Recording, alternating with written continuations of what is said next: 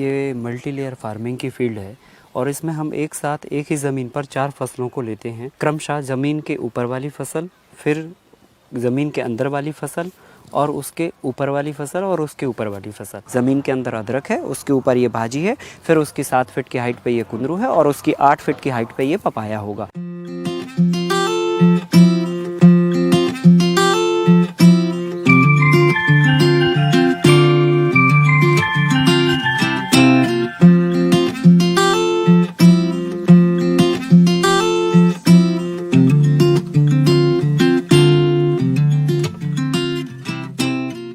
देखिए multi layer farming में यहाँ पर हम करीब 2.5 एकड़ ज़मीन में अलग अलग तरह की फसलों के कॉम्बिनेशन के साथ में काम करते हैं। इसका टोटल एस्टिमेटेड लागत अगर देखा जाए तो बेसिकली वैसे तो हमारे पास बांस खुद के हो जाते हैं, घास भी लगभग हमारी खुद की हो जाती है। अगर ये सारी चीज़ें हमें लेनी भी पड़े तो लगभग 1 से 1.5 लाख रुपए की अनुमानित लागत 1 एकड़ की होती है और ये लागत लगभग आपकी 5 साल तक चलती है। तो 1 साल की लागत लगभग आप 1 एकड़ के पीछे 30,000 के समथिंग समझते हैं। तो वो हमारी लगभग 1 से 1.25 लाख रुपए के आसपास टोटल 2.5 एकड़ में लागत होती है 1 साल की। और अगर हमारा और भी इन्वेस्टमेंट जोड़ लें, जैसे कि लेबर है या हमारा अपना खुद का खर्चा है, ये सब चीज़ें क्योंकि किसान काउंट नहीं करता कभी, पर इन सब को भी काउंट कर लें तो लगभग 3.5-4 लाख के आसपास का हमारा ये खर्चे का बजट जाता है। और अगर हम ग्रॉस प्रॉफिट की बात करें तो 15-16 के ऊपर हमारा ये फिगर होता है ग्रॉस प्रॉफिट का।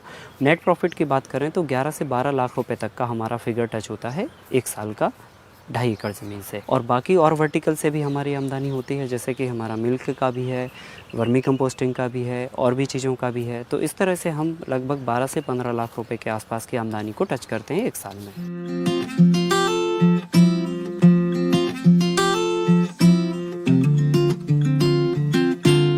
फरवरी में हमने ज़मीन के अंदर अदरक डाल रखा है और उसके सरफेस पर हमने ये पत्ती नुमा सब्ज़ी बो रखी है। इसको हम चौलाई की भाजी बोलते हैं। आप इस जगह पे मेथी, पालक, धनिया या जो भी पत्ती वाली सब्जी है वो हम बो देते हैं। तो इससे हमें 3 बड़े फ़ायदे होते हैं। पहला बड़ा फ़ायदा ये होता है कि ये ज़मीन को पूरी तरह से ढक लेती है 10 से 15 दिन के अंदर, मैक्सिमम 20 दिन के अंदर। तो कोई भी खरपतवार जो होता है, घास जो होती है वो उग नहीं आ पाती। तो घास नहीं उगती है तो हमारी घास निकालने का खर्चा बच जाता है।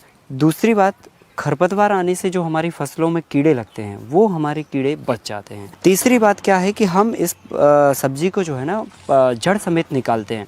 तो जड़ समेत निकालने में भी क्या बेनिफिट होता है कि हमने चूँकि 2 इंच के नीचे अदरक लगा रखा है, अगर हम इसको काटते हैं, निकालते नहीं हैं जड़ समेत, तो इसकी जड़ें अदरक की जड़ों तक टच करेंगी तो अदरक की फसल कमज़ोर हो जाएगी। तो हम क्या करते हैं, इसको जो पौधे बड़े बड़े हो जाते हैं उन पौधों को निकालते जाते हैं। तो उससे क्या होता है कि मिट्टी में बार बार निदाई गुड़ाई हो जाती है, क्योंकि पौधा जैसे आप निकालेंगे मिट्टी उखड़ेगी तो ऑक्सीजन और धूप बराबर मिट्टी में जाएगी, तो नीचे का जो पौधा होगा वो और हेल्दी होगा। तो हमारी निदाई गुड़ाई का इससे खर्चा बच जाता है और डे टू डे हमारी इसमें इनकम जनरेट होती रहती है।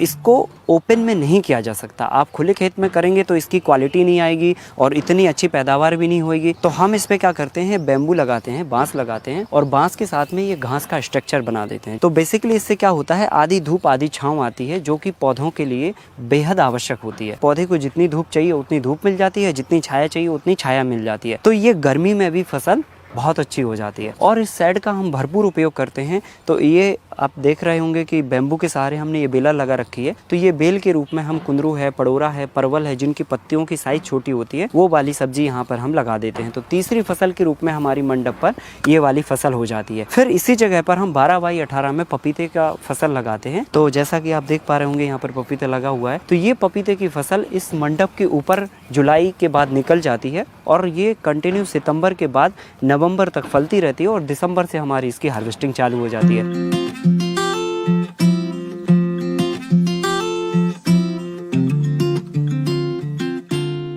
तो मार्च से इसमें हमारी इनकम चालू होती है। तो मार्च से लेकर जुलाई तक हमें डे टू डे भाजी इनकम देती है। फिर उसके बाद हमारी देख पा रहे होंगे आप, अप्रैल का महीना है और अभी ये फसल हमारी चालू हो गई। तो अप्रैल से लेकर नवंबर लास्ट तक हमारी ये वाली फसल कंटिन्यूसली चलती जाती है। फिर उसके बाद हमारा अगस्त के महीने में एक मुश्त मैच्योरिटी के रूप में हमारी अदरक आ जाती है। फिर उसके बाद दिसंबर के महीने में हमारा पपीते की फसल मैच्योर हो जाती है और दिसंबर और जनवरी 2 महीने हम पपीते की फसल को हार्वेस्ट करते हैं। तो पूरे साल मार्च से लेकर फरवरी तक हमारी फसल का इनकम का रूटीन इस मॉडल से बना रहता है।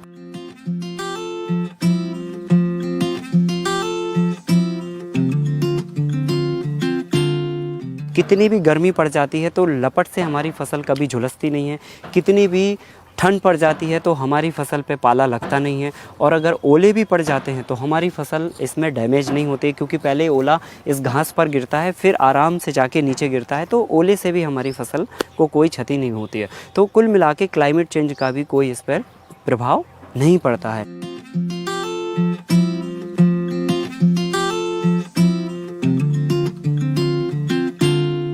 बेसिकली देसी बीज में रेजिस्टेंस पावर काफ़ी अच्छा होता है, तो बुरी परिस्थिति में भी मौसम के वो अच्छे सर्वाइव करते हैं और अच्छा रिटर्न्स देते हैं और लंबे समय तक फलते हैं और बीमारियां और रोग भी नहीं लगते हैं उसमें।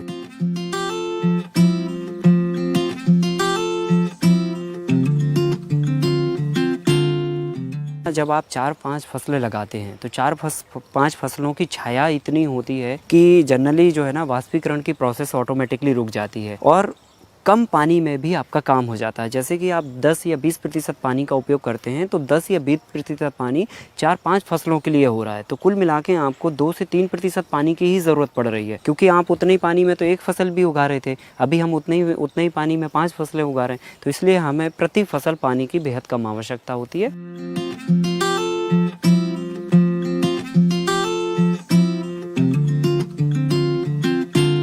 अधिकतम फसलों में उड़ने वाले कीड़े लगते हैं। उड़ने वाले कीड़े जो है ना अंडे देते हैं, फिर जो है ना रस चूसने वाले उससे कीड़े पैदा होते हैं और फिर वो कीड़े फसल को क्षति पहुंचाते हैं। तो हमें बेसिकली उड़ने वाले कीड़ों को कंट्रोल करना होता है। तो उड़ने वाले कीड़ों को कंट्रोल करने के लिए हमने, आप देख रहे होंगे, क्रॉप गार्ड बीच बीच में फसलों में लगा रखे हैं। तो ये एक तरह की किस्म की एक पीला पुट्ठा होता है या ब्लू कलर का पुट्ठा होता है जो कि फूल के कलर के माफिक होता है। तो इसमें हम सरसों का तेल और जो है गुड़ लेकर हम इसका पूरा दोनों तरफ इस पे चिपका देते हैं। तो जो फ्लाई करने वाले कीड़े होते हैं वो कलर को देखकर आकर्षित होते हैं और जैसे ही उस कलर के पास जाते हैं फूल समझकर, तो वो जाके उसमें चिपक जाते हैं, उनके पंख उसमें लिपट जाते हैं और फिर वो बाहर नहीं निकल पाते और पॉपुलेशन भी जनरेट नहीं कर पाते हैं।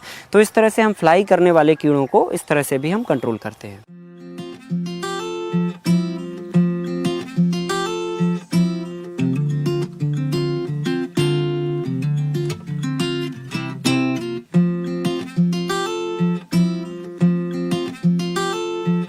लगभग 40 टन के आसपास एवरेज हम खाद यहाँ से बनाते हैं और लगभग 4 से 5 टन का उपयोग हमारे खेत में होता है। बाकी का जो 35 टन के आसपास खाद है वो हम यहाँ से सेल करते हैं। तो लगभग जो नॉर्मल इसकी कीमत है वो 500 रुपये कुंटल है, 5,000 रुपये प्रति टन। और अगर आप 35 टन खाद बेचते हैं तो लगभग 1.5 से पौने 2 लाख रुपए की आमदनी इससे जनरेट होती है, खाली इतनी जगह से खाद बनाने से।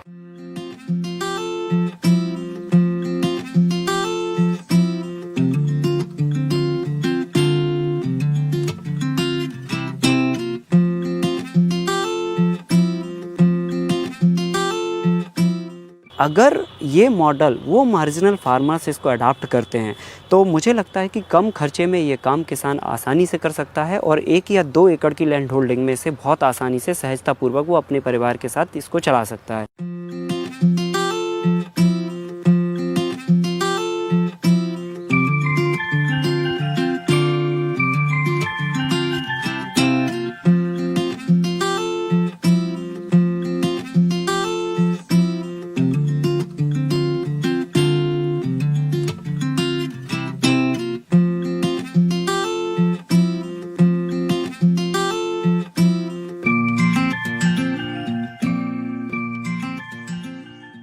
किसी व्यक्ति का सपना होता है कि डॉक्टर बनना है, अच्छा पैसा कमाना है, अच्छा नाम कमाना है, लेकिन मेरा डॉक्टर बनने के पीछे का सपना ये था कि लोगों की सेहत अच्छी करनी है। तो मैंने देखा कि मैं डॉक्टर बन के शायद लोगों की सेहत अच्छी शायद ना कर पाऊँ, क्योंकि आज की तारीख में जैसा खान पान हो रहा है लोगों का, उस खान पान के दौर में चीज़ें और बिगड़ती चली जा रही हैं, लोगों का सेहत दिन प्रतिदिन बिगड़ता चला जा रहा है। तो डॉक्टर सेहत तो नहीं सुधार पाएंगे, आपको जो तकलीफ़ होएगी उसको सुधार पाएंगे, तो क्यों ना हम सेहत को सुधारें, सेहत को बिगड़ने ना दें। उस बात पर हमारा ध्यान गया तो दिमाग में विचार आया कि क्यों ना खान पान को सुधारा जाए और ऑर्गेनिक खेती की जाए। तो जून 2011 में ये विचार आया और तभी से मैंने खेती का काम चालू किया।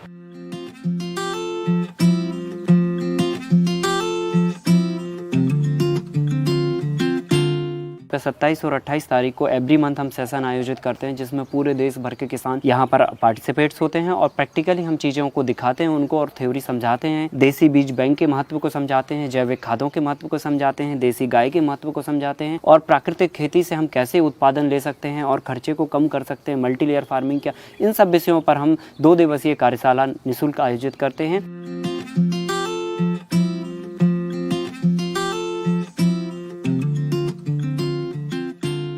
करीब करीब 12 से 15 मॉडल हमने बनाए हुए हैं, एक साथ कौन कौन सी फसलें हो सकती है, तो ऐसे 15-16 मॉडल पर हमारा एक्सपेरिमेंट है, वो हम किसानों को साझा भी करते हैं।